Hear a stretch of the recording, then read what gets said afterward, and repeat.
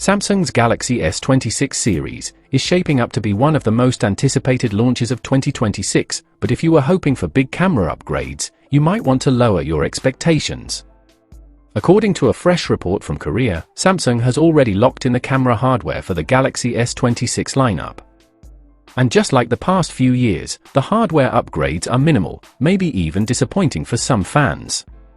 First, the naming changes. Samsung is reportedly ditching the Plus model completely. Instead of a Galaxy S26 Plus, we'll be getting a brand new Galaxy S26 Edge. The standard version may also be rebranded. Instead of simply being called the Galaxy S26, it could be marketed as the Galaxy S26 Pro. That means the lineup will consist of the S26 Pro, the S26 Edge, and of course, the Galaxy S26 Ultra. Now, about those cameras. Starting with the Galaxy S26 Pro, it's expected to reuse the exact same setup from previous generations. That means a 50-megapixel main sensor, a 10-megapixel 3x telephoto lens, and a 12-megapixel ultra-wide camera. No new hardware, no new sensors. Just the same configuration Samsung has been pushing for years. Moving up to the Galaxy S26 Edge, this is where we see the only notable hardware upgrade in the lineup.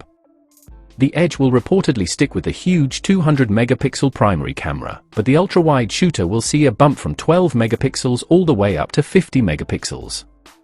This is most likely the same sensor we saw in this year's Galaxy S25 Ultra, which, to be honest, didn't show any dramatic improvement in real-world ultra-wide performance during reviews. Still, it's a step forward on paper. And now for the big one, the Galaxy S26 Ultra. Unfortunately, if you were hoping for big changes, brace yourself. The S26 Ultra is expected to keep the exact same camera setup as the Galaxy S25 Ultra. Yes, that includes the 200-megapixel main sensor, the 50-megapixel 5x telephoto, and the 12-megapixel ultra-wide. Even the weakest link in the chain, the tiny 10-megapixel 3x telephoto camera, looks like it's staying the same.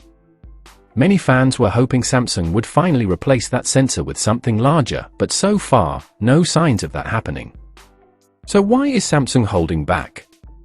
Well, it seems the company is taking the same path as Apple, keeping hardware relatively static, while relying on software to deliver the improvements.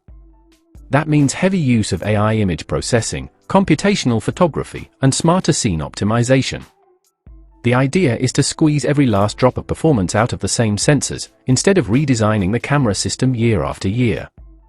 To be fair, Samsung has been able to pull off some impressive results with its camera software, especially in low-light photography, night mode, and HDR processing.